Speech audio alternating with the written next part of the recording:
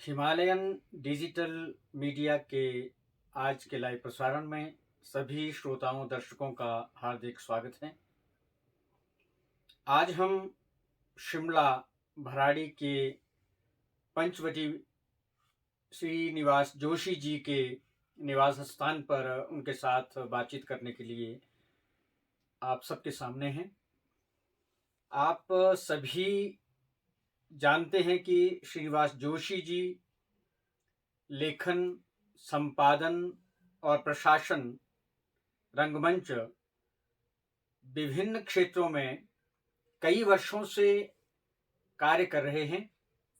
अनेक उपलब्धियां इन्होंने हासिल की हैं और उसके साथ अनेक साहित्यकारों, कलाकारों, संस्थाओं का मार्गदर्शन, प्रोत्साहन में भी इनका बहुत बड़ा योगदान है।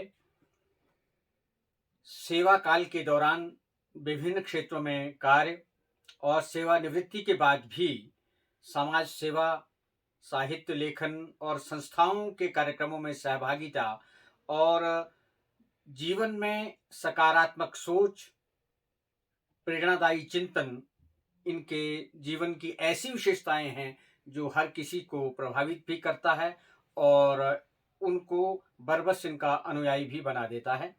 आज हम श्रीनिवास जोशी जी से बात करने वाले हैं उनकी जीवन यात्रा के बारे में, उनका लेखन, उनका संपादन और जो प्रशासनिक इनके अनुभव रहे हैं, इन सब बातों को लेकर के, और विशेषकर वर्तमान में जो विभिन्न संस्थाओं के माध्यम से ये कार्य कर रहे हैं उसके बारे में भी हम इनके विचार जरूर जानना चाहेंगे। जोशी साहब, आपका बहुत बहुत स्वागत है। आप से हम ये जानना चाहेंगे कि आपकी जीवन यात्रा और सरकारी नौकरी का प्रवेश और लेखन में प्रवृत्ति किस तरह से हो पाई है। परम सिंह जी, बहुत बहुत धन्यवाद, आपने मेरा विवरण दिया। जीवन यात्रा के बारे में मुझे यही कहना है कि मेरे दादाजी आए थे यहाँ उत्तराखंड से, और यहाँ आकर इसी जगह पर बस गए। इस स्थान का नाम तब उज्जड़ होता था। यहाँ कुछ होता नहीं था, उज्जड़, बिल्कुल उजड़ावा जैसा स्थान था ये। उन्होंने ही अपने छोटी सी कुदाली थी उनके पास, उससे काम करते करते इन्होंने इतना बड़ा ये 20 बीघे की ज़मीन इकट्ठी कर ली। और मेरे पिताजी का जन्म यहाँ हुआ, मेरा जन्म यहीं हुआ, इसी घर में हुआ।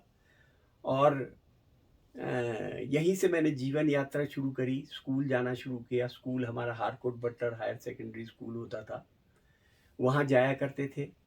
और तब ऐसा था कि उन दिनों में बर्फ़ पड़ जाती थी, दिसंबर के महीने में ही। तो हम कई बार, मुझे याद आता है कि जब हम स्कूल जाते थे तो रास्ते में बर्फ़ पड़ी हुई होती थी, उस बर्फ़ से जाते थे। कार्स होती नहीं थी तब। यहाँ शिमला में तो 3 गाड़ियाँ थी। एक वाइसरॉय की थी, एक कमांडर इन चीफ की थी, और एक लेफ्टिनेंट गवर्नर पंजाब की होती थी। केवल 3 गाड़ियाँ थी। और एक मोटरसाइकिल होती थी जो उन दिनों में इसके मेडिकल ऑफिसर के पास होती थी। मेडिकल ऑफिसर रहता था यहाँ ग्रीन गेट में। ग्रीन गेट है एक कोठी का नाम, जो जहाँ आजकल ये बालिकाओं का कॉलेज है, उसके सामने है जी। वहाँ से वो मोटरसाइकिल में बैठ करके आता था, और उसका ऑफिस होता था म्यूनिसिपल कमेटी के दफ्तर में। तब कमेटी होती थी, कॉरपोरेशन नहीं होता था। तो कमेटी के दफ्तर में आता था वो, और उसको देखने के लिए हम बड़े उत्सुक रहते थे बच्चे। हम बटलर स्कूल में पढ़ते थे तो रीगल के ऊपर की जो चढ़ाई, उसमें खड़े हो जाते थे, देखते थे कि वो कैसे आ रहा है, और बड़े खुश होते थे उसको देख करके कि एक गोरा आदमी मोटरसाइकिल में आ रहा है और मोटरसाइकिल भड़बड़ भड़बड़ करके चल रही है। आज देखता हूँ मैं तो इतना जैम हो गया है। और एक दफ़ा मैंने पता भी किया था तो तकरीबन 4000 के करीब गाड़ियाँ हर साल रजिस्टर हो रही हैं यहाँ पर हिमाचल, शिमला में। तो ये मेरी जीवन यात्रा रही। फिर ऐसा था कि मैं दिल्ली भी जाता रहा बीच बीच में। दिल्ली में हारकोट बटलर स्कूल में ही पढ़ता था। और फिर वापस आ जाते थे। सर्दियों में दिल्ली चले जाते थे, गर्मियों में हम शिमला आ जाते थे। इस तरह से पढ़ाई मेरी चलती रही। एक बात मैं और बताना चाहूँगा यहाँ आपको कि मेरे 2 पिता थे। एक पिता तो वो थे जो बायोलॉजिकल फादर थे, जी जिन्होंने मुझे जन्म दिया। जी दूसरे पिता वो थे जिन्होंने मुझे पाला, पाला। जो मेरे ताऊजी थे। और उनके साथ भी मैं उन्हीं के साथ मैं जाता था, क्योंकि वो आर्मी हेडक्वार्टर्स में थे, तो उनके साथ मैं दिल्ली और शिमला जाया करता था। बाद में मेरे पिताजी ने कहा कि अब मैं इसको ले जा रहा हूँ और ये शिमला में ही पढ़ेगा। मुझे एसडीबी कॉलेज यहाँ होता था, जी उसमें भर्ती करा दिया। खैर वहाँ मैंने पढ़ना शुरू कर दिया। मैंने वहाँ से ग्रेजुएशन करी। ग्रेजुएशन फिजिक्स और मैथमेटिक्स में करी है। उसके बाद मैंने पॉलिटिकल साइंस में एमए किया है। एमए मैंने इकोनॉमिक्स में करी है। और उसके बाद मेरी यहाँ नौकरी लग गई एजुकेशन डिपार्टमेंट में जी एज स्टेटिस्टिशियन। स्टेटिस्टिशियन के लिए जो मिनिमम क्वालिफिकेशन इन्होंने रखी थी वो थी इकोनॉमिक्स एंड मैथमेटिक्स। तो मेरे पास दोनों थे। मैंने इकोनॉमिक्स सप्लीमेंट्री दिया था इम्तहान, तो मेरे पास इकोनॉमिक्स भी थी, मैथमेटिक्स भी थी। मैं अपीयर हुआ और एक रिटन सा एग्जामिनेशन हुआ। कोई 52 आदमी थे हम 2 पोस्ट के लिए, तो उसमें मेरी सिलेक्शन हो गई थी। फिर जब ये पहली दफ़ा हिमाचल प्रदेश एडमिनिस्ट्रेटिव सर्विस शुरू हुई, तो इसका मैंने इम्तहान दिया और इसमें मैं निकल गया। जी पहले ही जो अटेम्प्ट में मैं इसमें निकल गया। उसके बाद तो आप जानते हैं कि जैसा होता है, कई सारे विभाग मुझे मिले। मैं निदेशक भाषा एवं संस्कृति विभाग रहा कई साल। 4 साल तक मैं निदेशक भाषा एवं संस्कृति रहा। और हमेशा, चाहे मैं जॉइंट सेक्रेटरी हुआ, चाहे मैं एडिशनल सेक्रेटरी हुआ, चाहे मैं स्पेशल सेक्रेटरी हुआ, ये भाषा और संस्कृति विभाग हमेशा मेरे साथ रहा। ये हमेशा मेरे साथ रखा गया। तो ये रहा। और इसके बाद मैं डिप्टी कमिश्नर कांगड़ा गया था। कांगड़ा में मैंने 404 दिन बिताए थे, अभी तक याद है मुझे। 404 दिन मैंने वहाँ बिताए थे। उसके बाद मेरे से कुछ जो राजनेता थे वो नाराज़ हो गए थे, और उन्होंने एक बड़ी अच्छी बात कही थी, वो मुझे अभी तक याद आती है। उन्होंने कहा था, he is a competent man but he is not a convenient man. तो मुझे ये याद आता है कि एक, जब आप प्रशासनिक सेवा में हो तो कॉम्पिटेंस के साथ साथ आपके पास कन्वीनियंस भी होनी चाहिए। वो बहुत ज़रूरी है। तो इस तरह से मेरा वो चला, और 1994 में मैं रिटायर हो गया था। जैसा आपने कहा कि एचएस में आने के बाद भाषा संस्कृति विभाग में निदेशक के तौर पर कुछ वर्ष आपको कार्यकाल में अपनी सेवाएं देने का अवसर मिला है, और आज भी आप किसी न किसी तरह से इतने लंबे समय के बाद भी कहीं मार्गदर्शन के रूप में, कहीं विशेषज्ञ के रूप में भाषा संस्कृति के साथ जुड़े हुए हैं। तो ये जो आपका पूरा कार्यकाल रहा, इसके संबंध में कुछ आप कहना चाहेंगे? क्योंकि आपके कार्यकाल में उस समय एक हिमाचल नृत्य नाटिका तैयार हुई थी। कल्चरल ट्रूप्स पूरे प्रदेश में, विदेश में भी उस समय हिमाचल प्रदेश के जाते रहे हैं, और सांस्कृतिक धरोहर को संजोने के लिए भी म्यूज़ियम के माध्यम से, अन्य आर्काइव का जो ब्रांच है उसके माध्यम से आपने काफ़ी काम किया है। तो उन अनुभवों को भी आप ज़रूर हमारे साथ साझा कीजिए। मुझे निदेशक भाषा एवं संस्कृति का जो टेन्योर है वो हमेशा याद रहेगा। उसका एक कारण ये है कि मुझे भाषा और संस्कृति से प्रेम बचपन से ही था। और बचपन में क्या, जब मैं स्कूल में पढ़ता था, जब मैं कॉलेज में पढ़ता, तब भी मैं नाटक करता रहता था। और नाटकों के माध्यम से मेरा रुझान जो था वो भाषा और संस्कृति के तरफ था। भाषा और संस्कृति विभाग एक बहुत अच्छा विभाग है। इसके 7-8 पहलू हैं अलग अलग, जिनमें से एक आर्काइव्स है, एक आर्कियोलॉजी है, एक परफॉर्मिंग आर्ट्स है, एक ललित कला है। हर मतलब हर जगह आप भाषा और संस्कृति विभाग को ले जा सकते हैं। तो मेरा ये था कि मैंने सभी को जब मैं आया इस विभाग में, तब इसका बहुत थोड़ा-सा बजट होता था। तो बजट के लेकर के मैं उसको काफ़ी बढ़ाया और बढ़ाने के बाद मैं तत्कालीन मुख्यमंत्री श्री वीरभद्र सिंह जी के पास गया। उनसे मैंने कहा, जी आप मेरी बात सुन लें। आपने मेरे को पोस्ट तो यहाँ कर दिया है, अब मेरी बात भी सुन लें। उन्होंने कहा, मेरे पास टाइम केवल 10 मिनट का है, मैं केवल 10 मिनट दे सकता हूँ तुमको। मैंने कहा, अच्छा जी 10 मिनट दे दीजिएगा। तो जिस दिन मैं गया, उनके उस वक़्त वो लंच कर रहे थे। उन्होंने कहा, लंच में ही उन्होंने कहा कि तुम आ जाओ अंदर और बताने लग जाओ। मैंने बताया और 45 मिनट तक उन्होंने मेरा सुना और कहने लगे, अगर तुम इसको, तब प्लानिंग कमीशन का वर्किंग ग्रुप होता था एक दिल्ली में, अगर वर्किंग ग्रुप से तुम इसको बचा लाओगे तो मैं तुम्हारी कुछ मदद कर सकता हूँ, अन्यथा इतनी बड़ी रकम देना भाषा संस्कृति विभाग के लिए संभव नहीं है। तो मैं गया और वर्किंग ग्रुप में जब मैंने बताया तो वर्किंग ग्रुप में सब मान गए, क्योंकि तब आर्काइव्स के दिल्ली में पर्ती होते थे, पर्ती से मैं मिला था और यहाँ BN गोस्वामी से मैं मिला था, आर्कियोलॉजी में मैं मिला था, आर्कियोलॉजी में तब महेश जोशी होते थे, उनसे मिला था मैं। तो उनसे मिल कर के मैंने ये बनाया था। तो वो मेरा पास हो गया वर्किंग ग्रुप में और मैंने आकर के वीरभद्र सिंह जी से कह दिया कि आप मैं वहाँ से पास करा लाया हूँ, अब आप इसमें कर दीजिए। तब प्लानिंग कमीशन, यहाँ के प्लानिंग डिपार्टमेंट में डॉक्टर DK शर्मा होते थे। DK शर्मा ने मेरी बहुत मदद करी और उन्होंने मेरे को इसमें पैसा वैसा दिलाया और तब से हम निदेशक भाषा और संस्कृति विभाग के लिए जो कुछ भी मैं काम कर सका हूँ। और एक तो होता ये है कि यहाँ पर तो एग्रीकल्चर वाले आदमी को कल्चर में डाल देते हैं, लेकिन मेरे वक्त में ऐसा हुआ कि कल्चर का आदमी कल्चर में डाला गया, तो मुझे अच्छा लगा ये।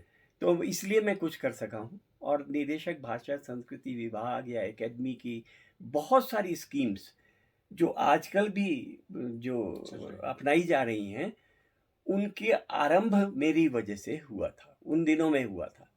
खासकर जैसी पत्रिकाएं हैं, विपाशा है, फिक्रो फन है, ये सब उन्हीं दिनों में चलनी शुरू हुई थी। या हिम भारती है या सोमसी है, ये सब उन्हीं दिनों में हमारी इसमें चलनी आरंभ हुई थी। कांगड़ा हिमाचल प्रदेश का सबसे बड़ा जिला है, क्षेत्रफल में भी, जनसंख्या की दृष्टि से भी, और सीमावर्ती जिला भी है, और उसमें मैदान का भाग भी रहता है और पहाड़ का भी कुछ भाग रहता है, तो उसमें विविधताएं हैं। आप वहाँ DC रहे हैं, उपायुक्त के तौर पर आपका वहाँ कार्यकाल काफ़ी चर्चित भी रहा है, और तब हमने देखा है कि मंदिरों के जो मार्ग थे उन पर उस तरह के बहुत सारे बोर्ड्स बनाए गए थे, सूचनाएं कुछ ऐसी दी गई थी जिससे एक ऐसा लगता था कि आप किसी धर्म नगरी में, एक सांस्कृतिक नगरी में भ्रमण कर रहे हैं और वो आपकी एक यात्रा आध्यात्मिक सी हो रही है। तो इस तरह के प्रशासनिक कार्य और भी आपके कांगड़ा जिले में बहुत सारे रहे हैं, तो उसके बारे में आप कुछ यादें ताज़ा करना चाहेंगे? कांगड़ा के उपायुक्त जब मैं लगा तो बड़ा हलचल हुई। हमारे एडमिनिस्ट्रेटिव जितनी भी फील्ड है उसमें बड़ी हलचल हुई कि ये भाई कांगड़ा कैसे लग गए। खैर लग गए, अब क्योंकि शांता कुमार जी थे उन दिनों मुख्यमंत्री। तो सबसे पहले शांता कुमार जी आए गग्गल हवाई अड्डे में। जैसा प्रोटोकॉल होता है, एक डिप्टी कमिश्नर चीफ मिनिस्टर को छोड़ने जाता है उसके घर तक, तो हम पालमपुर तक जाने के लिए तैयार होकर के आए थे। तो शांता कुमार जी ने कहा कि कहाँ जा रहे हो? मैंने कहा कि मैं आपको छोड़ने जा रहा हूँ वहाँ तक, पालमपुर तक। कहने लगे कोई ज़रूरत नहीं है, आप धर्मशाला जाओ वापस और काम करो। तो मैंने ये देखा कि शांता कुमार जी ने इसको स्वीकार नहीं किया था। उन्होंने कहा कि आप काम करो। तो काम करने में मुझे ये याद है, जैसा आपने बताया कि मंदिरों के लिए मैंने बहुत काम किया। दैवी कृपा थी जो मैं वहाँ पर पोस्ट हुआ था। और चाहे ज्वालामुखी हो, चाहे चामुंडा हो, चाहे बज्रेश्वरी देवी हो कांगड़ा की, इनमें मैंने बहुत काम किया। और इनके लिए जैसे आपने कहा कि रास्ते तक उन्होंने, दुकानदारों ने रास्ते घेर लिए थे, वो हटा दिए, पीछे हटा दिए। वहाँ पर जाली लगा दी पानी ताकि बहता रहे और वहाँ पर किसी प्रकार का नुकसान ना हो लोगों को। तो इस तरह से मैंने बहुत सारे काम किए वहाँ। और जो काम रुके हुए भी थे वो काम भी मैंने मंदिरों के लिए आरंभ कर दिए। तो इस तरह से मैं समझता हूँ कि मैंने काफ़ी अच्छा काम वहाँ कर किया है। हालांकि कुछ राजनेता मुझसे नाराज़ भी हो गए थे और नाराज़गी का कारण कि मैं वहाँ से बहुत जल्दी बदल दिया गया। मुझे सुखराम जी मिले। सुखराम जी ने कहा कि आपको हम मंडी ले चलते हैं डिप्टी कमिश्नर। मैंने कहा नहीं, मैंने मंडी नहीं जाना है, मुझे शिमला ही चले जाना है अपने घर वापस। और मैं कांगड़ा के अलावा कहीं और नहीं गया, मैं अपने घर वापस चला आया। तो मेरे एक तरह से दो होम्स हैं यहाँ। एक तो शिमला है जहाँ मैं पैदा हुआ, जहाँ मैं बड़ा हुआ, जहाँ मैंने पढ़ा लिखा। एक शिमला डिस्ट्रिक्ट है और एक है कांगड़ा डिस्ट्रिक्ट जिसका मैं डिप्टी कमिश्नर रहा। आज तक मुझे लगता है जब मैं कांगड़ा जाता हूँ तो लगता है मैं अपने ही डिस्ट्रिक्ट में आ गया हूँ। ये बहुत अच्छा लगता है। आपने हिमाचल कला संस्कृति भाषा अकादमी में भी भाषा विभाग के निदेशक के तौर पर कार्य देखा है और 1988 में काफ़ी वहाँ पर पदों को भरा गया और अलग अलग योजनाएं भी आपके कार्यकाल में शुरू हुई और उसके लिए काफ़ी स्टाफ भी आया और कल्चर, लैंग्वेज, लिटरेचर, डॉक्यूमेंटेशन, अलग अलग योजनाओं के माध्यम से काफ़ी कार्य शुरू हुआ था और वो किसी न किसी रूप में आज भी चला रहा है। तो अकादमी के उस कार्यकाल को और तब से लेकर के अब तक की जो यात्रा है, अकादमी के भी 50 वर्ष हो चुके हैं, तो उसको आप किस प्रकार से मूल्यांकन करना चाहेंगे? देखिए, मेरे वक्त में दो बड़े दिग्गज मेरे साथ थे। एक थे डॉक्टर मौलूराम ठाकुर जी और एक थे डॉक्टर बंसीराम शर्मा जी। मौलूराम ठाकुर शायद डॉक्टर नहीं थे, श्री मौलूराम ठाकुर ही कहते हैं उनसे। श्री मौलूराम ठाकुर और डॉक्टर बंसीराम शर्मा, और दोनों दिग्गज जो थे, इनके बारी बारी से मैंने सेक्रेटरी पद के लिए इनको रिकमेंड किया था और इन्होंने अपना काम चलाया। और उन दिनों में एकेडमी में बहुत सारी बातें हुई। विधानसभा के अंतर्गत एक रूल के अंतर्गत ये बनी थी जी। लेकिन वो हट करके अगर वो सोसाइटी बनी है तो वो उन दिनों में बनी है जब हमारे कोई मौलूराम ठाकुर जी शायद हमारे सेक्रेटरी थे। तो मैं ये समझता हूँ कि जितने भी सचिव हुए हैं उन्होंने सबने बहुत अच्छा काम किया है जी। और इसको आगे बढ़ाने के लिए बहुत काम किया है। और एज निदेशक भाषा विभाग, मेरा तो इनके ऊपर हमेशा वरदहस्त रहा। मैं चाहता रहा कि अकादमी भी उतनी ही अच्छी काम करे जितना अच्छा काम भाषा विभाग कर रहा है। तो मेरे ख्याल से सारे सचिवों ने, इंक्लूडिंग यू, एक बहुत अच्छा काम भाषा संस्कृति अकादमी ने करा है।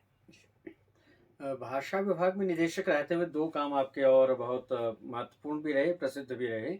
एक तो लोकगीतों का रिकॉर्डिंग और एक लंदन फेस्टिवल वगैरह में हिमाचल के ट्रुप का जाना, और एक तीसरी हम कह सकते हैं जो उस समय एक हिमाचल नृत्य नाटिका बनाई गई थी, उसके बाद वो कार्य का आज तक भी अभाव खटकता है। तो इन तीनों बातों पर भी कुछ आप अपने विचार रखें। पहली बात तो यह है कि जो लोकगीतों का संरक्षण, वो मैंने सोचा था कि ये करना चाहिए, इसलिए मैंने वो चंबा से शुरू करा था और चंबा के बाद मैंने तकरीबन सारे डिस्ट्रिक्ट कवर करे थे।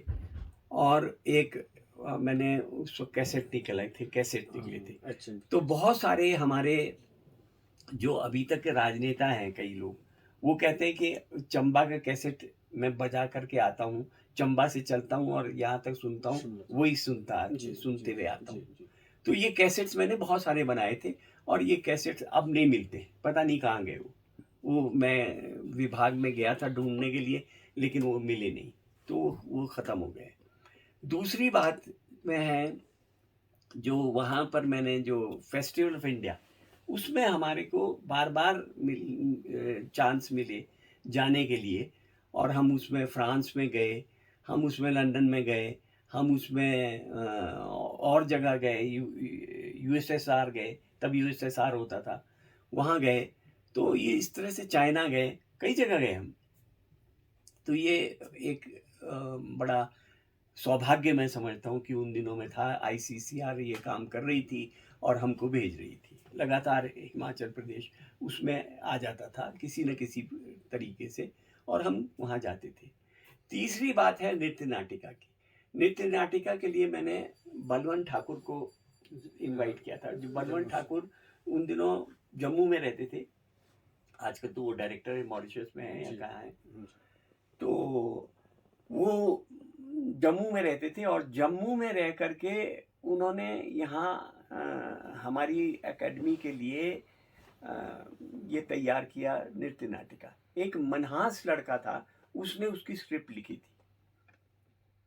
मनहास ने स्क्रिप्ट लिखी और मैंने उसके लिए बहुत सारे वो स्टेज में जोड़ने के लिए, स्टेज ताकि बड़ा हो, उसमें जोड़ने के लिए बहुत सारे टेबल्स बनाए थे। तो वो जोड़ दिए जाते थे और एक बड़ा मंच तैयार हो जाता था। लेकिन दुर्भाग्य कहो या ऐसा भाग्य कहो कि जब वो खेला गया, तब मैं जॉइंट सेक्रेटरी चला गया था। मैं डायरेक्टर नहीं रहा था, ललित जी ने डायरेक्टरशिप संभाल ली थी।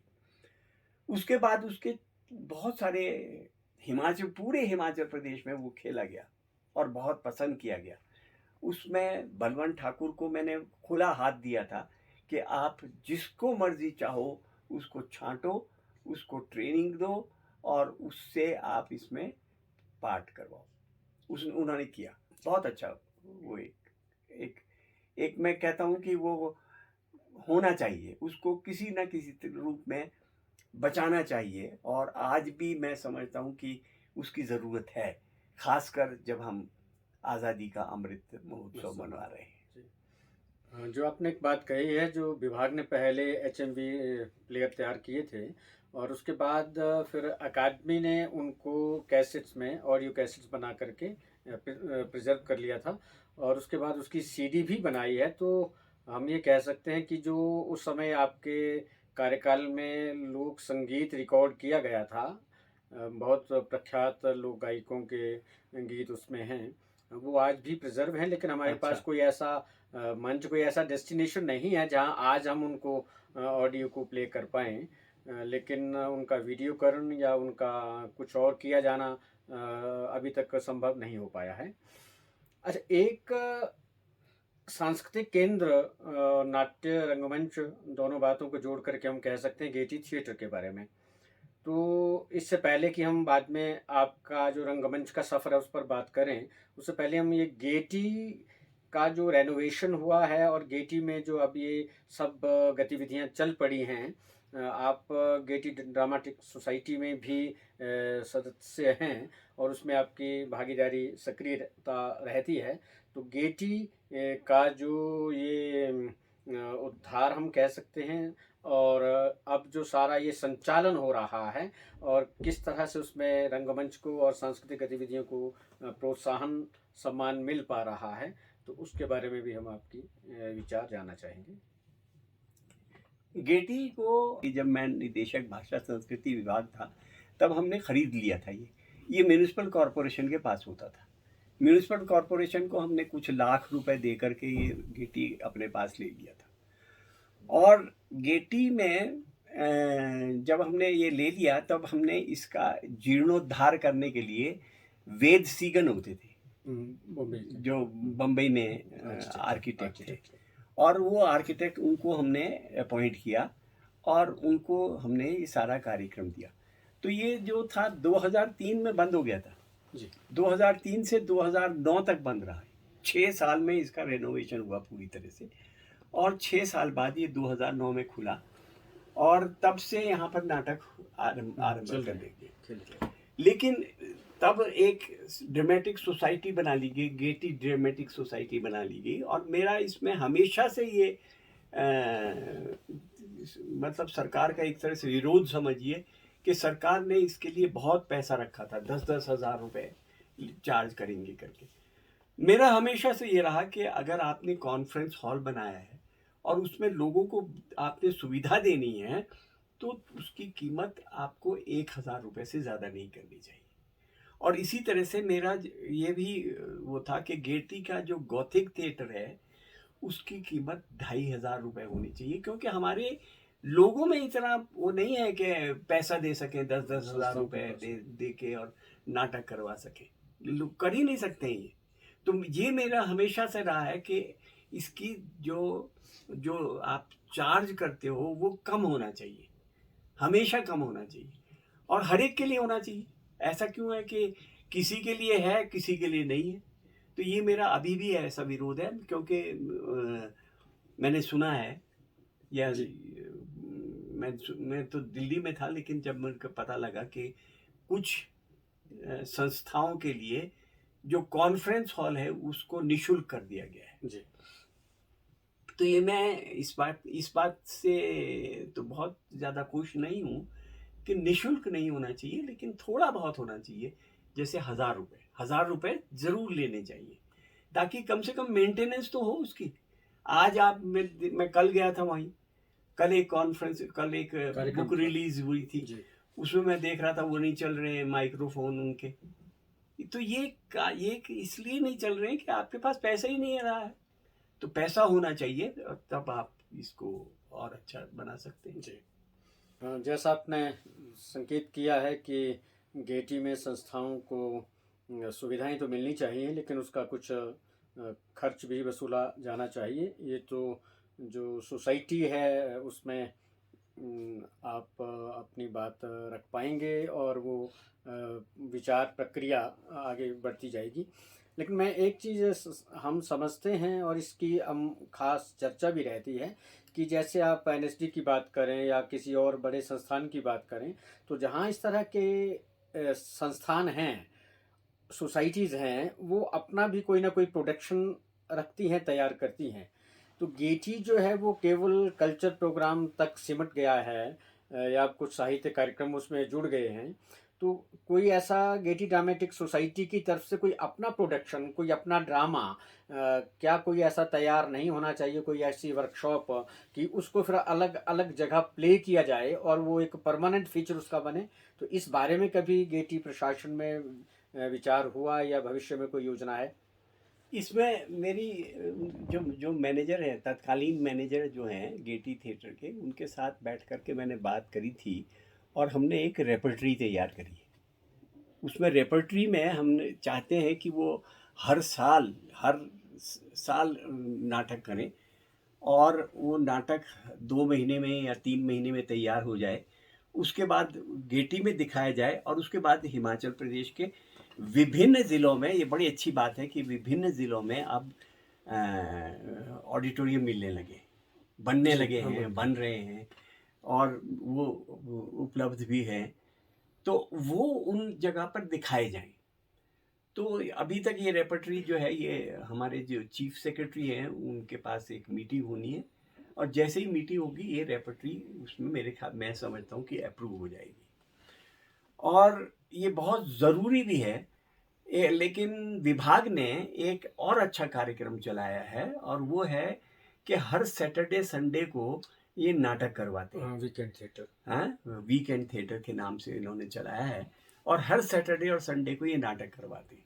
ये बहुत अच्छी बात है और उसके लिए पैसे भी देते हैं, 30,000 या 20,000 कुछ है जो ये पैसे देते हैं और बड़ी अच्छी बात है, ये दें और प्रोत्साहन करें, क्योंकि जो आपका विभाग है या जो एकेडमी है उसको हमेशा ये याद रखना चाहिए कि उन्हें क्या करना है, promotion of contemporary and preservation of traditional.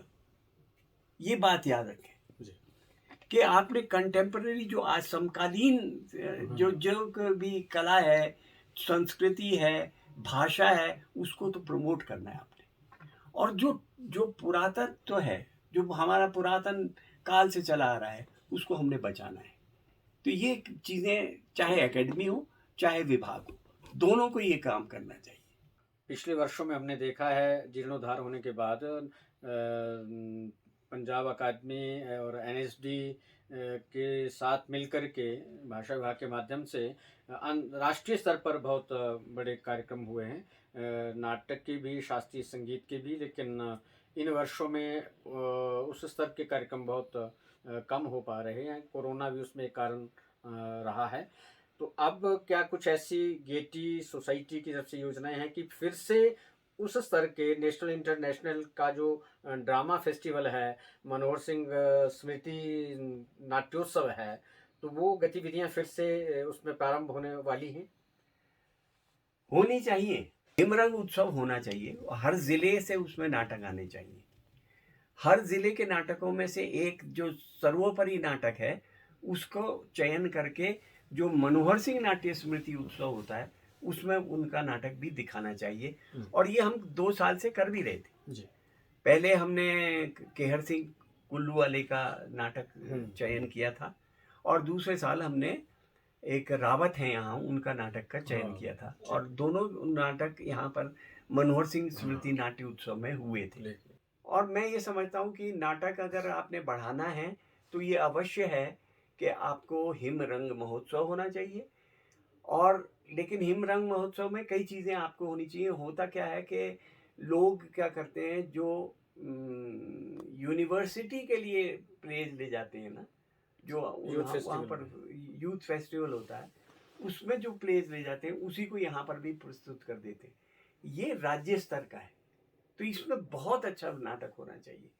तो इसलिए नाटक अगर करने हो तो किसी एस्टेब्लिश्ड राइटर के लिखे हुए नाटक को यहाँ पर करना चाहिए हिम रंग महोत्सव में, ताकि उसमें से जो चयन करके हम मनोहर सिंह स्मृति नाट्य उत्सव में जाएं। मनोहर सिंह स्मृति नाट्य उत्सव 7 दिन का होना चाहिए। अब होगा ये पीछे तो हो रहा था, लेकिन 2 साल जो ये कोरोना की वजह से, जैसा आपने बताया, कोरोना की वजह से ये नहीं हो पाया है। जैसा हमने पहले भी प्रारंभ में कहा था कि श्रीनिवास जोशी जी बहुआयामी व्यक्तित्व के धनी हैं और विभिन्न क्षेत्रों में इनकी महत्वपूर्ण उपलब्धियां रही हैं, जिनमें एक कार्यक्षेत्र इनका रहा है आकाशवाणी और दूरदर्शन। उसमें विभिन्न कार्यक्रमों में इनकी भागीदारी, सक्रियता रही है।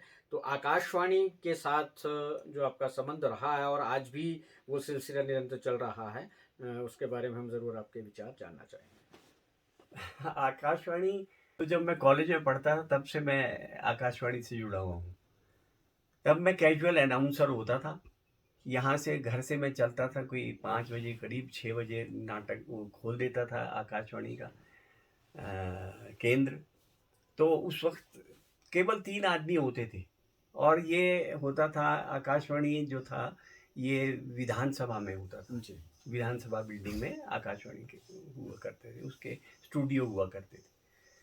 तो मैं था, एक मेरे साथ इंजीनियर होता था और एक क्लास 4 आदमी होता था हमारे साथ, बस 3 आदमी, और हम नाटक और हम आकाशवाणी शुरू कर देते थे। आकाशवाणी में मुझे तब 10 रुपये मिलते थे केवल। तो 15 दिन में मुझे 150 रुपये मिल जाते थे। 15 दिन का कार्यक्रम वो देते थे, कॉन्ट्रैक्ट मुझे 15 दिन का।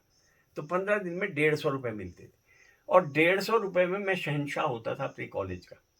150 रुपये में मैं इतना पैसा होता था, वो 150 रुपया तब, ये मैं बात करूं 50 की, 50 के दशक की, वो इतना पैसा होता था कि जो कॉलेज के लड़के होते थे वो मेरे पीछे चले रहते थे कि यार कॉफ़ी पिला दे। 4 आने की तो कॉफ़ी आती थी उन दिनों, तो कॉफ़ी में पिलाया करता था उनको, और 150 रुपये में मैं बादशाह होता था। तो आकाशवाणी के साथ तो मेरा ऐसा ताल्लुक़ रहा कि अभी तक भी उसमें ताल्लुक़ है। और मेरा जो एक नाटक है डग्याली की रात, वो सारे भारत में नंबर 1 आया, और बहुत अच्छा नाटक वो माना गया, और हर जितनी भी भाषाएं हैं उनमें उसको ट्रांसलेट किया, और वो उन भाषाओं में ब्रॉडकास्ट भी हुआ है। तो ये तो मेरा उसके साथ, आकाशवाणी के साथ रहा। दूरदर्शन में भी मेरा इस साथ रहा, क्योंकि दूरदर्शन में मेरे 2-3 नाटक जो थे, जैसे एक नाटक था मेरा ये छठा मेज। छठा मेज को इन्होंने ट्रांसलेट कर दिया, और वो कहानी है, लेकिन उन्होंने नाटक में ट्रांसलेट कर दिया, और ट्रांसलेट करने के बाद उसको खेला गया। इसी तरह से एक था अजब मिजाज का बसेरा। इस किस्म के मेरे बहुत सारे जो वो नाटक हुए हैं, वो आकाश दूरदर्शन से प्रसारित हुए। तो आपने मंच पर भी कुछ किरदार निभाए हैं, और जैसे शिमला में आपकी प्रसिद्ध रंगकर्मी मनोहर सिंह जी के साथ नज़दीकियाँ भी रही, उनको आपने देखा भी, उनके साथ रंगमंच भी किया। किन लोगों के साथ आप रंगमंच अब तक कर चुके हैं, और रंगमंच का सफ़र आपका कैसा रहा? रंगमंच में 9वीं क्लास में था, तब एक क्लब होती थी, 3 आर्ट्स क्लब। 3 आर्ट्स क्लब वैसे उसका जन्म यहीं हुआ था, लेकिन बाद में वो दिल्ली चली गई थी। तो दिल्ली में मैंने पहला नाटक किया था दहेज। दहेज में एक छोटे बच्चे का रोल, 9वीं में पढ़ता था मैं तब, 9वीं में छोटे बच्चे का रोल किया था। और तब ये जो बड़े बड़े दिग्गज हैं, रमेश मेहता जैसे, उनके साथ मैंने रोल किया था। उसके बाद मैं शिमला आ गया। शिमला में मेरा पहला था हस्बैंड फॉर ब्रेकफास्ट। वो हम प्रमिला इदनानी, हमारी एक टीचर होती थी, प्रमिला इदनानी, उन्होंने वो डायरेक्ट किया था। उन्होंने मेरे से कहा कि आप हमारे प्ले कर रहे हैं, हम हस्बैंड फॉर ब्रेकफास्ट, उसमें आप एक रोल हम आपको देना चाहते हैं। मैंने उनसे, मैडम से कहा, मैंने कहा madam, I may be A square peg in A round whole, तो पता नहीं मैं आप मुझे पसंद करेंगी या नहीं करेंगी। उसने कहा नहीं नहीं, if the whole is round will make the peg round, don't worry. तो मैं उनके साथ नाटक किया। मैंने हस्बैंड फॉर ब्रेकफास्ट पहला नाटक किया था, जो डिप्टी कमिश्नर, जो गेटी थिएटर में हुआ था, और उसको देखने के लिए गवर्नर आए थे पंजाब के सीपीएन सिंह, और सीपीएन सिंह ने मुझे अवार्ड दिया था उसमें जी। उसके बाद मैंने बहुत सारे नाटक किए, हाँ, गेटी थिएटर में, और हर एक में तकरीबन कॉलेज की तरफ से किए थे, तो मेरे को किसी न किसी तरह से अवार्ड मिल जाता था। एक आईएस जौहर ने अवार्ड दिया था, एक वैजंती माला ने दिया था। इस तरह से मेरे पास बहुत सारे अवार्ड अभी भी पड़े हुए हैं। तो इसके बाद जब बाद में मैंने मनोहर सिंह के साथ एक ही नाटक यहाँ हुआ है, मनोहर सिंह ने डायरेक्ट किया था हत्या एक आकार की। ललित सहगल का नाटक है ये, और ये नाटक अवॉर्डेड नाटक है।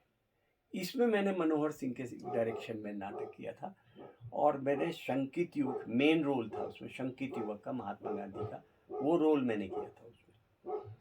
और उसके बाद इन्होंने एक और नाटक डायरेक्ट किया था, अंग्रेजी का था, वो हेलो आउट देयर, वो भी मनोहर सिंह ने डायरेक्ट किया था, और वो नाटक भी बहुत पसंद, लोगों को पसंद आया था। खासकर वो जो ब्लॉकिंग उन्होंने करवाई थी, वो बहुत पसंद आई थी। आपने साहित्य लिखा भी है, और अनेक पुस्तकों की समीक्षाएं भी की हैं, और कथाकार के रूप में और संपादक के रूप में भी आपकी प्रसिद्धि रही है, और आज भी आप इस क्षेत्र में निरंतर कार्य कर रहे हैं। विभिन्न समाचार पत्रों में आए दिन आपके रिव्यूज़ और समीक्षाएं पढ़ने को मिलती हैं। तो लेखन का ये सफ़र आपका कैसा रहा? कितनी पुस्तकें किस किस विधा में संग्रहित हो पाई हैं? उसके बारे में भी आप अपने विचार हमारे साथ साझा करें। देखिए, इसमें जो मेरी अपनी पुस्तकें हैं, वो तो दो तो कहानी संग्रह हैं। एक पहला कहानी संग्रह आता है घुघुतिया, और दूसरा मेरा है बेगमू की सूप, जो अभी अभी आया है। ये दो तो मेरी कहानी संग्रह की पुस्तकें हैं। और जो घुघुतिया है, उसके लिए एक यहाँ पर वो थे गवर्नर साहब, उन्होंने उसको पढ़ा था और बहुत प्रशंसा करी हुई। उन्होंने मेरे को चिट्ठी भी भेजी हुई है कि मैं इसके लिए आपको साधुवाद देता हूँ कि आपने बहुत अच्छी कहानियाँ लिखी हैं। अब बेगमू की सूह का उस तरह से अभी तक कोई ख़ास मुझे किसी विशेष व्यक्ति का नहीं आया है, लेकिन ये है कि उसमें के आर भारती जी एक हमारे, उन्होंने उस पर उसकी विवेचना करी है, और एक सुदर्शन वशिष्ठ है, उन्होंने अभी उसकी विवेचना करी है। इस तरह से 2-3 जो हिमाचल प्रदेश के ही लोग हैं, उन्होंने उसकी पुस्तक की विवेचना करी है। तो इसके अलावा मैंने एक बाबूडम बॉश निबंध लिखा है अंग्रेजी में, और उसको बहुत पसंद किया गया है। और वो किताब तो ऐसी है कि लोग जो उसको पढ़ते हैं तो पढ़ते ही रहते हैं, पूरी जब तक ख़त्म नहीं हो जाती। जी जी। उसको बहुत पसंद किया है लोगों ने। और उसमें है क्या, ब्यूरोक्रेसी कैसे काम करती है उन पर एक तरह से मजाक है उन पर, इसको किस तरह से राज्य में ब्यूरोक्रेसी काम कर रही है। और एक मेरी किताब है नाटकों की, हम नहीं सुधरेंगे। वो नाटकों पर है, छोटे छोटे नाटक थे, वैसे वो आकाशवाणी से प्रसारित हो चुके हैं। उन्हीं नाटकों को मैंने किताब रूप में प्रस्तुत किया है। इसके अलावा मेरे बहुत सारी संपादित पुस्तकें हैं, जो जैसे दस्तक है, एक कथांतर है, वो कई हैं। और एक अंग्रेजी की पोएम्स की किताब है नेसेंट वार्मथ। तो इस तरह से मेरी बहुत सारी पुस्तकें हैं। साहित्य में रुचि है इसलिए कि मैं साहित्य को पढ़ता हूँ, लेकिन मैं अपने आप को साहित्यकार नहीं मानता हूँ कि मैं साहित्य, मैंने पुस्तक कहानियाँ लिख दी इसलिए मैं साहित्यकार हो गया, मैंने कोई कविता लिख दी इसलिए मैं साहित्यकार हो गया। इसलिए मैं साहित्यकार नहीं मानता हूँ अपने को, मैं रचनाकार मैं बेशक मानता हूँ। क्योंकि मेरी जो कहानी होती है वो एक तरह की किस्सा गोई होती है। आपने किस्सा सुना दिया, कोई उसमें दर्शन नहीं है। कई आदमी कहते हैं कि आपने क्यों लिखते हो जी? स्वांत सुखाए के लिए लिखता हूँ, अपने सुख के लिए लिखता हूँ। तो इस तरह से मैं बहुत सारी मैंने किताबें लिखी हैं, वैसे कोई 8-9 होंगी। एक हेल्थ कम्युनिकेशन पर है, एक स्वयं सहायता समूह पर है, इस तरह की किताबें भी मैंने लिखी हैं। और नेशनल बुक ट्रस्ट के लिए मैंने कुछ किताबें लिखी हैं, जो कि न्यू लिटरेट्स के लिए, नव साक्षरों के लिए किताबें मैंने लिखी हैं। कथा साहित्य नाटक भी लिखे हैं, प्रकाशित भी हुए हैं, और कुछ एक पुस्तकों का संपादन भी किया है जो काफ़ी चर्चित भी रही हैं। और अखबारों में जो आपके रिव्यूज़ छपते हैं तो वो आपकी मेहनत को भी दिखाता है कि बहुत सारी पुस्तकों को पढ़ने के बाद उसकी समीक्षा लिखी जाती है, और अक्सर हम सम्मेलनों में, गोष्ठियों में भी उन पुस्तकों की समीक्षाएं, टिप्पणियां आपसे सुनते हैं। तो जो पुस्तकें आपके पास आ रही हैं, खासकर हिमाचल के संदर्भ में, तो हिमाचल में जो वर्तमान में लिखा जा रहा है, चाहे वो पुरानी पीढ़ी के लोग हैं, वरिष्ठ साहित्यकार हैं, या नवोदित साहित्यकार हैं, सब तरह की पुस्तकें आप के पास समीक्षा के लिए आती हैं। तो आप राष्ट्रीय स्तर पर या वर्तमान समकालीन साहित्य में जो हिमाचल का सृजन है वर्तमान में, उसका मूल्यांकन किस तरह से करना चाहेंगे? देखिए, जो हमारा हिमाचल का साहित्य है वो किसी प्रकार से भी मेन लाइन साहित्य से कटा हुआ नहीं है, उसके साथ जुड़ा हुआ है। बहुत अच्छी किताबें लिखी जा रही है। अभी अभी मैंने एक केशव की किताब का बल्कि विमोचन भी किया, 10 जून को शायद उसका वहाँ पालमपुर में विमोचन भी हो रहा है। उन्होंने उपन्यास लिखा है हद बेहद। हद बेहद जो है वो एक तरह से प्रेम पर दर्शन है, प्रेम उपन्यास उसको नहीं कह सकते, प्रेम पर दर्शन है। तो उसमें उन्होंने बहुत अच्छा एक, और उसको छापा भी राजकमल ने। राजकमल तो केवल उन्हीं को छापता है जो कि स्तरीय होती है। तो बहुत अच्छी किताब है हद बेहद। और इसी तरह से मैं ये मान के चलता हूँ कि हिमाचल के साहित्य को आप अलग से ना देखें, हिमाचल के साहित्य को आप हमेशा जुड़ा हुआ देखें। और बहुत अच्छा लोग लिख रहे हैं और उनकी प्रशंसा करने लायक है। उनके जितने भी मैं उपन्यास पढ़ता हूँ, मैंने 6-7 साल ये कौन सा अखबार है, दैनिक जागरण, 6-7 साल मैंने दैनिक जागरण के लिए लिखा, 13-14 साल मैंने द ट्रिब्यून के लिए लिखा। और मैं ये मानता हूँ कि हर एक में मैं रिव्यू करता था, जो किताबें मेरे पास आती थी उनको पूरी तरह से पढ़ता हूँ, और पढ़ने के बाद मैं रिव्यू करता हूँ। और मैंने ये पाया कि हमारे लेखक जो हैं वो किसी तरह से कमतर नहीं है और लेखकों से। साहित्य, प्रशासन और रंगमंच से हटकर के अब जो सामाजिक सरोकार हैं उनकी ओर संवाद करना चाहें तो सेजेस, HPHA, एज केयर और भी बहुत सारी संस्थाएं हैं जिसमें श्रीनिवास जोशी जी सक्रियता से कार्य कर रहे हैं और उनका कार्यकलाप में, गतिविधियों में विशेष योगदान रहता है। तो मैं ज़रूर हम ये जानना चाहेंगे कि जैसे सेजिस है, HPHA है, एज केयर है और कुछ जो हेरिटेज जर्नी है, छोटी छोटी यात्राएं हैं शिमला में स्थानीय तौर पर और कुछ बाहर भी, तो इनके जो संस्मरण है या इनके पीछे उद्देश्य क्या रहता है और किस तरह से इन एक्टिविटीज़ में इनकी जो है वो इन्वॉल्वमेंट रहती है और कैसे ये इसको इंजॉय कर पाते हैं, उसके बारे में भी हम ज़रूर इनसे जानना चाहेंगे। सेजिस संस्था जो है वो है Shimla amateur garden and environment society. तो एनवायरनमेंट, पर्यावरण से मेरा बहुत लगाव रहा है। मैं चाहता हूँ कि मुझे तो ये अच्छा नहीं लगता कि जब मैं देखता हूँ शिमला को अब एक कंक्रीट जंगल कहने लगे हैं लोग, और मुझे लगता है कि शिमला वैसा ही होना चाहिए जैसा मैंने बचपन में देखा है। शिमला को वैसे ही रखना चाहिए था। और लेकिन अब क्या क्या कह सकते हैं इसमें, जो बहुत सारी रिटेंशन पॉलिसी सरकार बनाती है, बदलती रहती है और लोग कंस्ट्रक्शन करते चले जा रहे हैं, उन पर कोई बड़ा भारी कंट्रोल नहीं है। खैर, लेकिन एनजीटी है, कुछ काम कर रही है। सेजिस में हम कहते हैं कि green Shimla, clean Shimla. It is not clean Shimla and green Shimla, it is green Shimla, clean Shimla. अगर आप पहले जा करके किसी जगह को ग्रीन कर दोगे तो लोग वहाँ पर कूड़ा नहीं फेंकते। आपने देखा होगा ये कि अगर आपने कहीं फुलवाड़ी लगा दिए तो लोग वहाँ कूड़ा नहीं फेंकेंगे।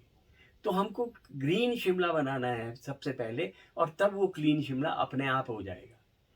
तो ये हम सेजिस के लिए करते हैं। सेजिस के लिए हमने थोड़ा सा ये भी रखा है कि हम हर साल एक कंपटीशन करवाते हैं ये बागीचों का। विभिन्न जगह पर जो बागीचे होते हैं उनका, फूलों के बागीचे, उनका कंपटीशन करवाते हैं और एक फ्लावर शो करवाते हैं, एक फ्लावर फेस्टिवल करवाते हैं। फ्लावर फेस्टिवल सिर्फ स्कूल के बच्चों के लिए होता है, उसमें कोई कंपटीशन नहीं होता। हर बच्चे को हम अवार्ड भी करते हैं, जितने बच्चे आए उसमें शामिल होते हैं। तो उसमें कई किस्म की एक्टिविटीज़ होती हैं।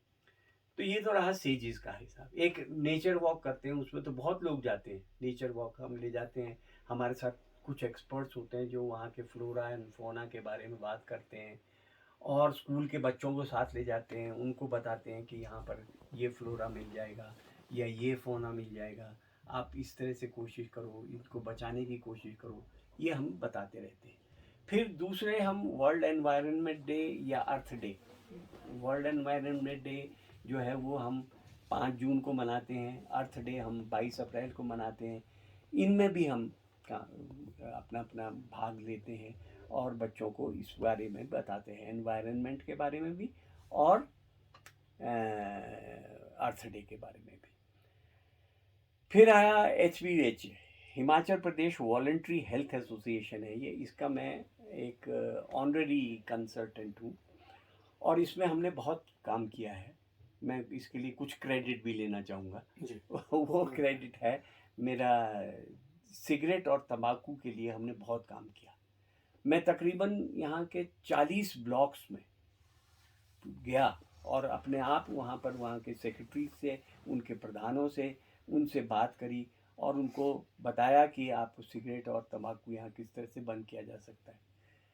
तो जो एडल्ट टबैको सर्वे अभी आया है, उसकी जो रिपोर्ट आई है उसमें हिमाचल को काफ़ी अच्छा बताया है, पहले से काफ़ी कम हुआ है सिगरेट पीना।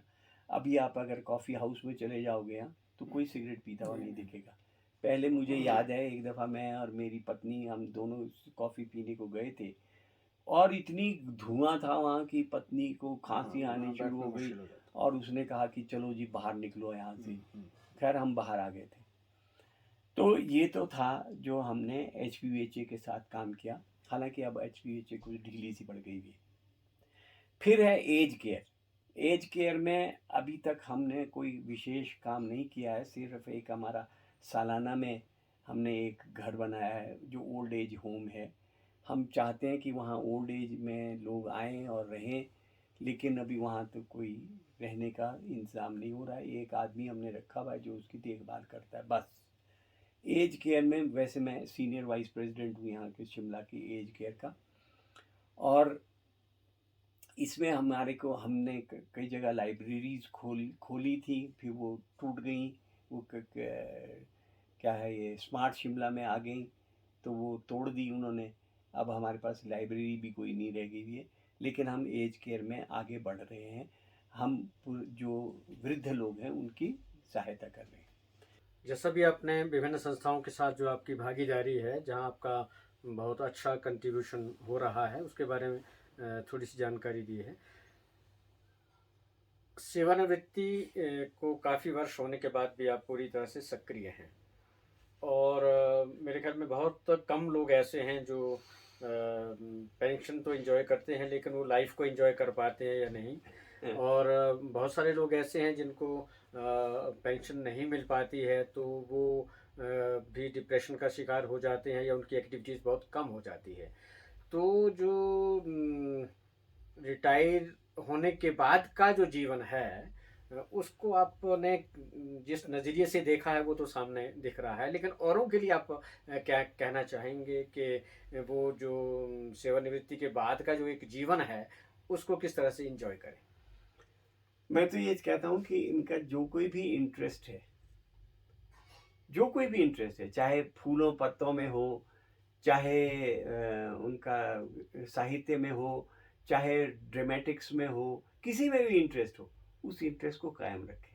वो इंटरेस्ट जो है वो बड़ा काम आता है, वो हमेशा चलता रहना चाहिए, तभी आप सेवानिवृत्ति को एंजॉय कर सकेंगे। वरना तो क्या है, आप पेंशन गिनते रहोगे कि आज 60,000 हो गई, आज 70,000 हो गई, 5,000 और बढ़ गए इसमें, बस ये। और वहाँ बैठ जाओगे, ICICI बैंक जो है उसके सामने जो बेंचें खाली रहती हैं, उसमें बैठ कर के आप सोचते रहते हो कि जी मेरे को पेंशन नहीं मिल रही है, मेरी पेंशन में ये कमी हो गई, और यही बातें होती रहती हैं। तो मैं ये सोचता हूँ कि पेंशन को भूल जाइए। पेंशन जब मिल गई तो मिल गई, जितनी भी मिल गई है। मुझे पता नहीं है, मुझे अभी तक याद नहीं है कि आप मेरे से कितनी मिल पूछे रही कि है? कितनी पेंशन मिल रही है, मुझे पता नहीं पेंशन कितनी। लेकिन मैं इसमें बिजी रहता हूँ हमेशा। कई दफ़ा मेरे से वो कहते भी हैं कि आप श्रोतागण के रूप में आपको इनवाइट किया जा रहा है, तो मैं श्रोतागण बनकर चुपचाप बैठा है, सुनता रहता हूँ कि लोग क्या कह रहे हैं। तो ये होना चाहिए, थोड़ा बहुत इंटरेस्ट ऐसा रखना चाहिए। जो आपका इंटरेस्ट है उसको कायम रखिए। जी।